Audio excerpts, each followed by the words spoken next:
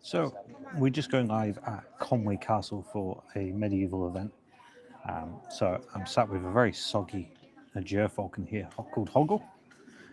So this event is basically just to highlight how birds of prey were actually used during the medieval period, and also incredibly related to all of our history with birds of prey and things like that. So the white, especially the white gerfalcons, were incredibly coveted, and they were often flown by kings and princes of the medieval court. So we're always seen as one of the basically the top birds. They took a lot to actually ship over to the UK and throughout Europe. And obviously they were traded for vast sums of money to royalty around the world. Morning, Jane. How's it going? You're always the first in, be it TikTok or YouTube. You're always coming across first. So Hoggle has had the biggest bath ever. Look at the state of him. He's so scruffy. But yeah, we're all good. So I thought I'd just do a quick YouTube live. Basically, YouTube has the benefit of everything that's live being recorded and also viewable after the fact. So it's a good way of me just putting a little bit of a medieval video out, as well as talking to you guys that join in the live as well. Hopefully, Jane, he was a little bit dirty, to be fair, so he needed a bath. But when he preens, if I show you the back of his neck when he preens, afternoon, Dave. Oh, Dave, you'll have to watch it back later. When he preens, you'll see the back of his neck where he's molting all his feathers. He's a little bit naked. It's kind of cool, but this castle is an amazing castle. So we've managed to have a little look around so far, but we're going to do a bit more exploring later. So we've opened up for people to meet the birds a little bit closer up until about 4 o'clock, and then we're going to pack up and we've got to head back home. But yeah, everyone's enjoying meeting the birds. We got the Hoggle, being the gerfalcon, the king's bird, and then we got the red kite, which used to be used. It used to use the gerfalcons to actually catch the red kites, which is a bit barbaric to say, but yeah, something a little bit different. But Willow is very beautiful, and obviously being in a Welsh castle, you've got to bring the national bird of Wales for people to meet and see. And then we have Ivan, which is one of our Siberian eagle owls. We have Murphy's our old Merlin, Rocket the Merlin with us, which is a lady's bird. And then we've got Eric the peregrine. So peregrines is debated about, because obviously peregrines being a native species, they were used quite a lot. And they're one of the best birds to use when it comes to game hawking. So catching pheasants, grouse, partridge, all that kind of thing. But they were technically used by a knight, and then all the way down to earls, but also princes would use peregrines, and then some kings were known to love peregrine falcons as well. So it depends on the sort of timings of when you look at a peregrine or any other type of bird being used. And certain countries as well, like the golden eagles and some of the bigger birds were actually used in certain courts as well. Being very big and very impressive, and able to tackle big quarry as well. So it entirely depends on who you ask, but basically a lot of the medieval thing is based on the Book of St. Albans, which is one of the earliest texts regarding birds of prey use in the courts. But no, it's kind of cool. And as I say, this castle, you can see there's people walking up behind me. If I turn around here, I don't want to get too many people in, because obviously, although it's a public space, you can walk up on top of some of the parapets there. So there's 3 tiers to the whole thing here, and there's people able to walk just down there as well. So it's a very impressive sight. I definitely come back when I have a little bit more time as well, to have a little look around. Yeah, he's very fluffy. He's just so wet. I'm going to put him out in the sun in a minute so he can dry off. But he really, really did need that bath. I was going to film him having a wash, but he was too quick. You're all soggy. But now he's going to have a massive preen. He's just going to sit here cleaning and preening all his feathers as well as drying his feathers off, which is, I just love watching them just chill and just relax. And obviously, having a bath is a big indicator the bird's nice and comfortable, because he couldn't fly properly right now, being this wet. So, and then obviously when they're wet, then they've got to preen and clean themselves and dry themselves off. So there's a whole process. So he wouldn't do this if he wasn't comfortable. You're just chilling. I don't think you've ever seen a soggy gerfalcon, have you, Jane? I don't know who else is in watching as well. The sun's coming around slowly. Isn't it, wee man?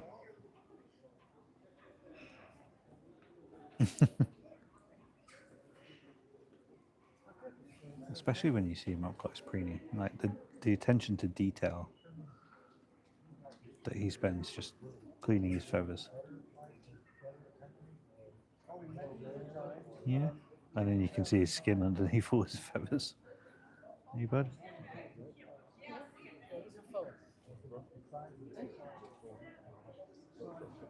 Just loving life. Aren't you, bud?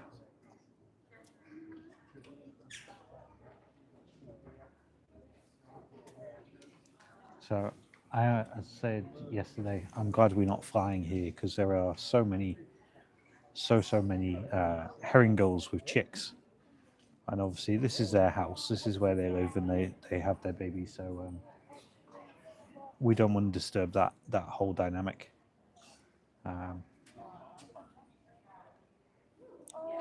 A falcon to hunt pigeons. It depends on your background, essentially. But really good species to catch pigeons is obviously things like peregrine. But I'd say you're more looking at something like a peregrine crossed with a saker, so a hybrid.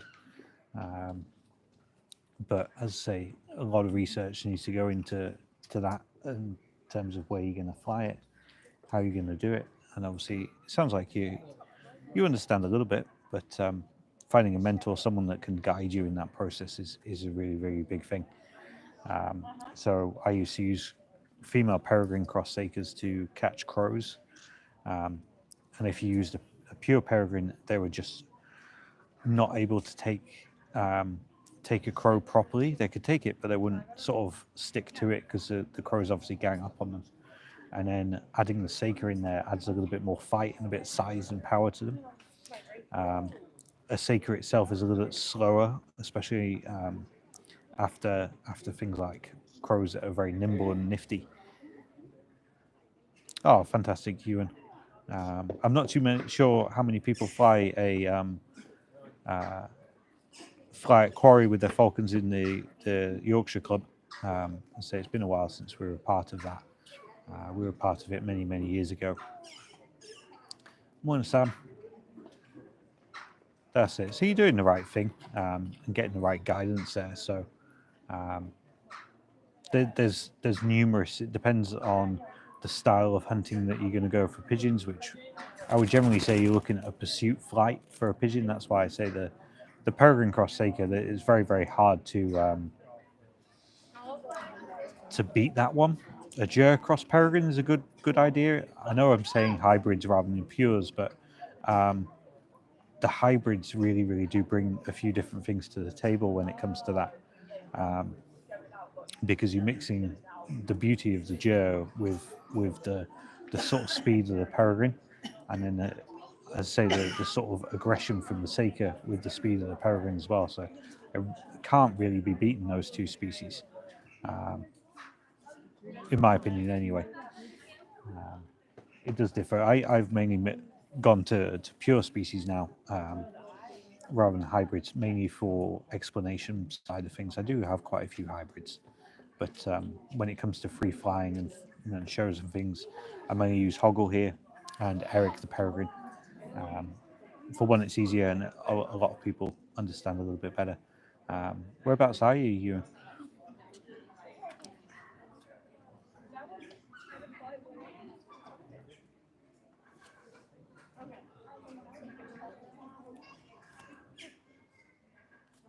I could watch you breeding all day, Hoggle, honestly.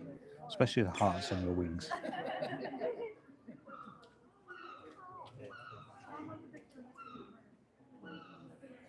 Should we go meet Willow, hey? Oh yeah, you're not far away then at all. Obviously we're at Conway today, but we're over in Haworth.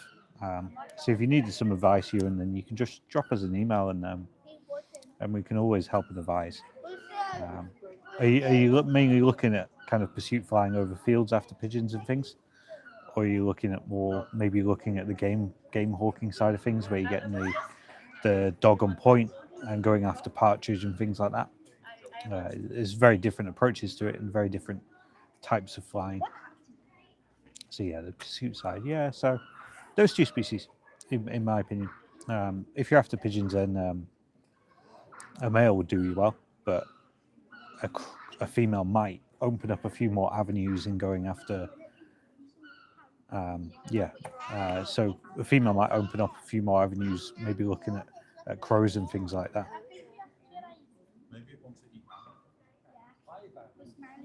I don't know of any breeders, unfortunately. I know, what's his name? Hooded Talons, is it? He does hoods and lures and drones kits.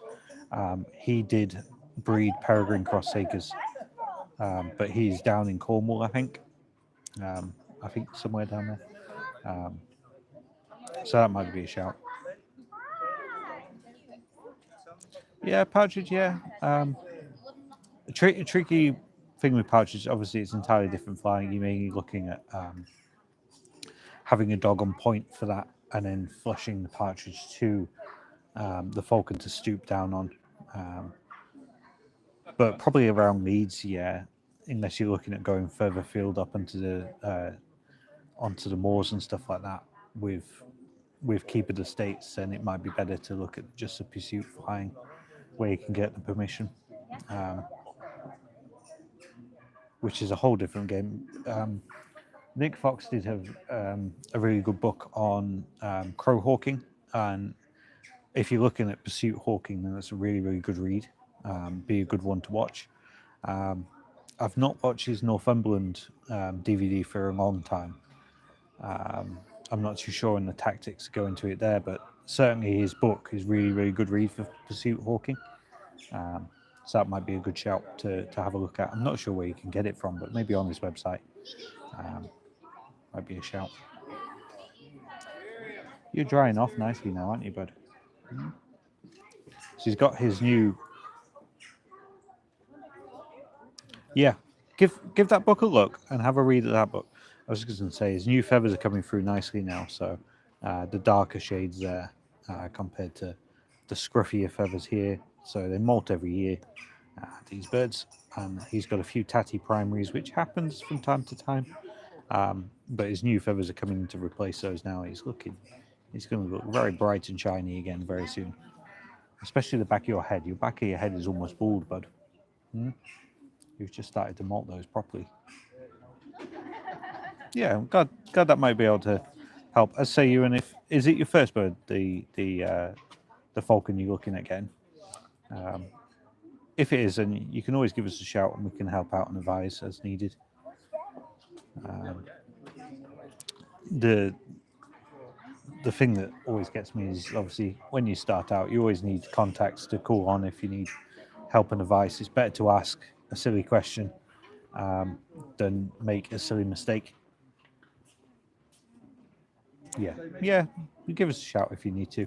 I had another guy contact me a few months back. He was looking at getting a new bird, and he says if he could pop up and ask us a question time to time, then yeah, he's more than welcome. So the door's always open. I'd rather advise someone than have a bird get into trouble, or even falcon themselves get into trouble themselves. Oh, you spray me with water then, bud. Right, should we pop you down and we say hi to the others quickly, and then we'll see how we go from there. Yes. So we're here until about 4 today. So we start packing up probably about 3:45. We'll have all the birds out until 4, and then we'll start putting them back into It's a bit of a trek back home. Ivan!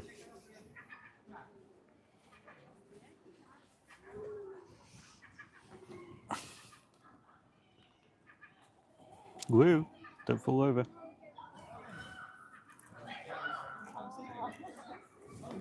I'd put him out in the sun, but if I put him on his perch in the sun, then all the herring gulls are going to wake up. And I don't want to do that.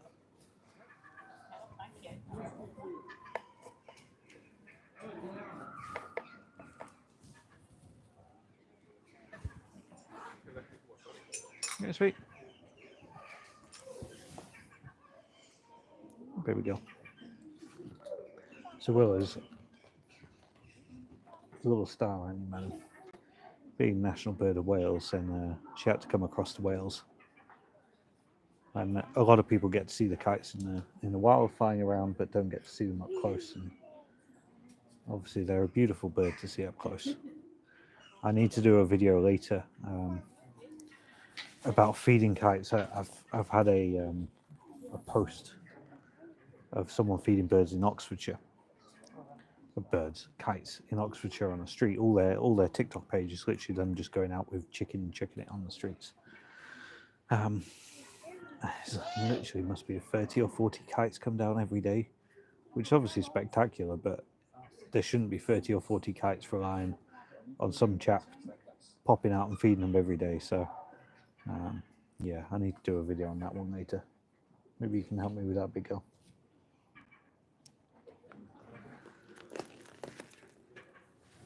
But yeah, just to show you, so you pooped on this feather, didn't you, big girl?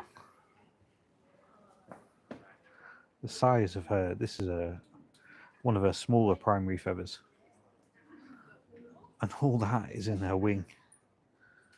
All that, 3 fingers worth in her wing.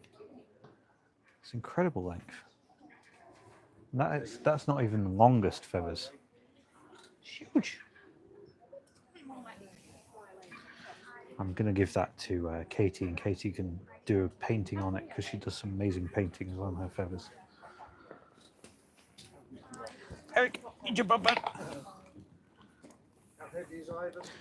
He's £3.10 out, £3.11 today. So 1,650 grams ish. Top of my head, quick conversion. Someone tell me I'm right. Is it just a guess? Was it? It's £2 3 something is in the kilo, isn't it? So, yeah.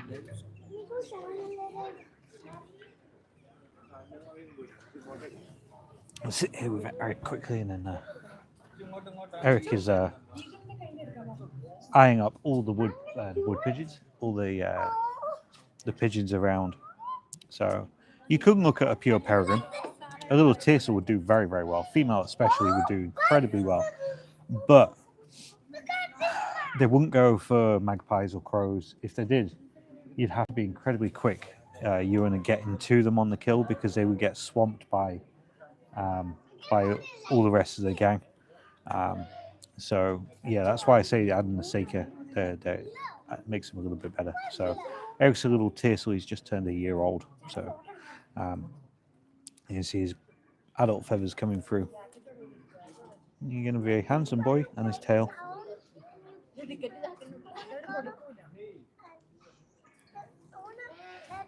That is a huge feather, yeah. Jane, I'm really trying to keep her feathers this year, but as soon as she molts them, she chews them to bits. And I'm hoping I can keep them all intact this year. But if they're in their aviary, she just chews them to bits. So we'll have to see if we can cope and keep hold of them.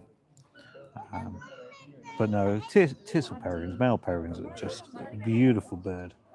And a lot of people underestimate peregrines. But if you train them right, they can be amazing birds. But they can be quite tricky to train. They can get quite lazy. So Jeff is one such bird. Jeff's our adult peregrine, so the way we fly him instead now is we hack him. We let him do whatever he wants, which is fine. But Eric is complete opposite. He will go up and go up and up and he regularly gets between 600 foot and 1,000 foot up in the sky. There's another thing you want to invest if you're going for any kind of falcon. You want to go for the GPS systems because they go for a long way. Harris's you can get away with regular telemetry, but Harris's red tails and such. But you want to invest in the GPS. For hunting, I use my male goss, and my Harris for hunting days with people. I don't use any falcons. We don't have the land for it, if I'm perfectly honest. And when it comes to taking people out with falcons as well, you generally only get 1 or 2 flights with them, and they take a lot of setting up. So it's not as a hands-on day. So although it's very enjoyable to watch the falcons doing what they do naturally, it's not as interactive, so it doesn't make as good of an experience, in my opinion, which is why we stick to, someone with a Goss or a Harris on the glove, and it's a bit more hands-on as such.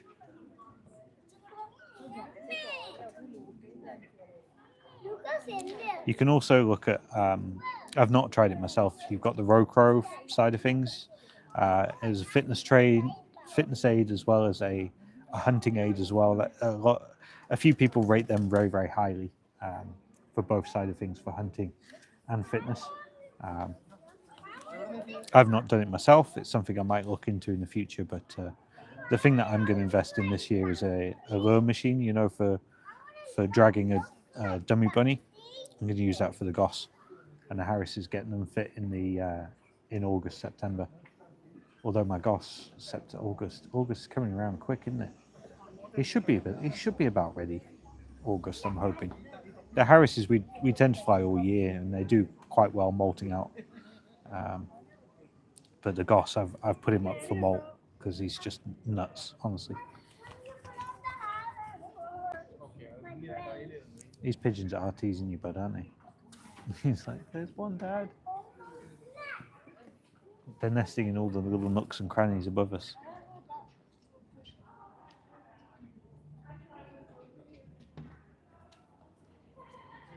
There we go.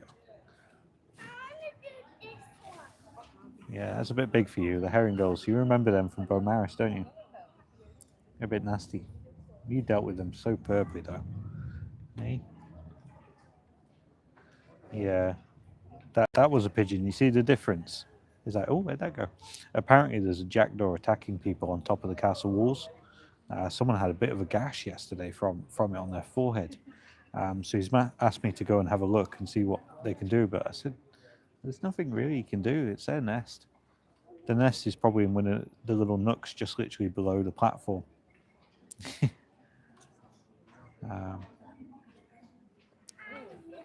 But yeah, he's a handsome chap, aren't you, Eric? Yeah, and when it goes into the gull species, a lot of them are protected, so you've got to be very careful into hunting any gull species.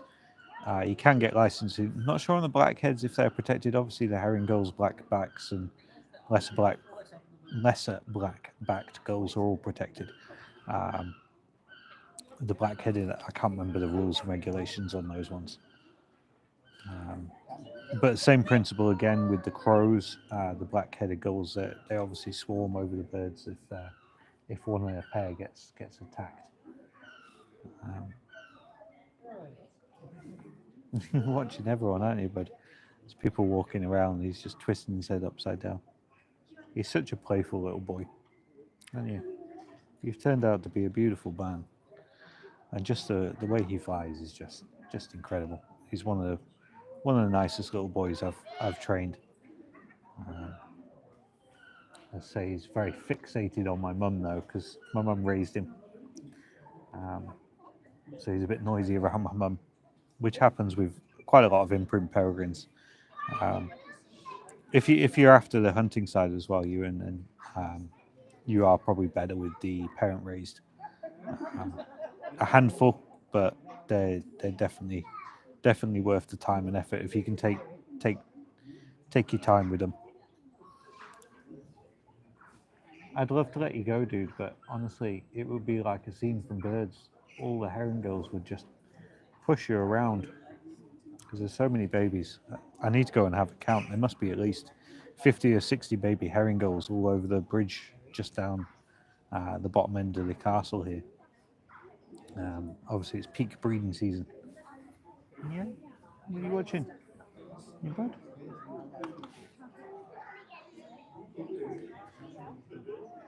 That'd be good luck.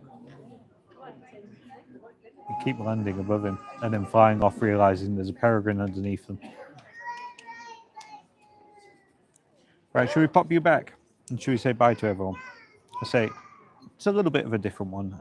I thought I'd just tune in just to show people the birds at this slight medieval event. It's getting quite busy now, so I need to help my dad out with the birds. We do a little bit of handling with each bird for maybe 15 minutes at a time before switching through to another bird. So the birds are only up for a little bit during the day. There were 16 coaches of people yesterday, so quite busy.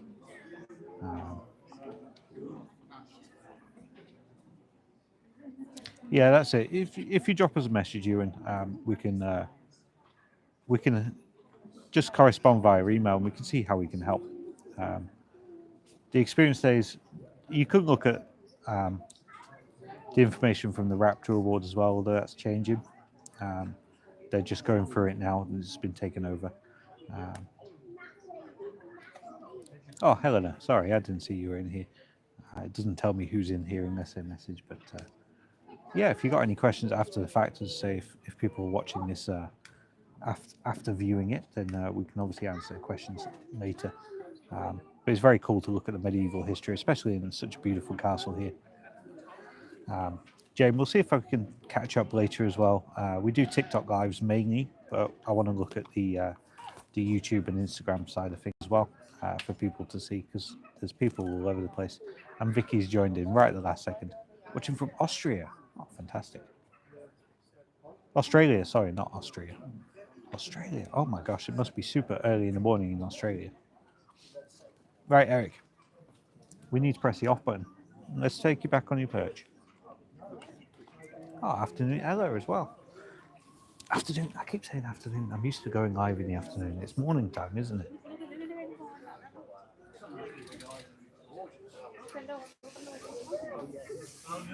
Right, Eric.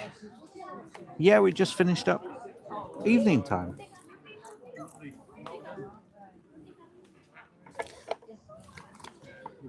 I'm going to say hi with Willow quickly, and then Eric's probably going to have a bath now, to be fair. I'll bring Willow up there in a second. You do one or two more with him. Aha. You step up, sweet. Thank you. One step. Another step. Oh my gosh, big steps.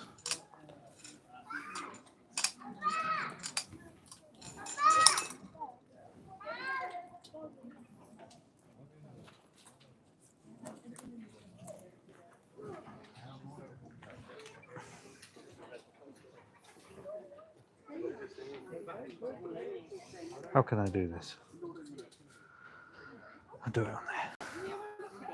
Yeah, I'm going to bring her up for people to have a hold of. Don't worry.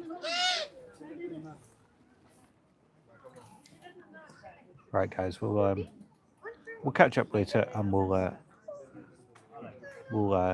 do another live at another date. But cheers, guys.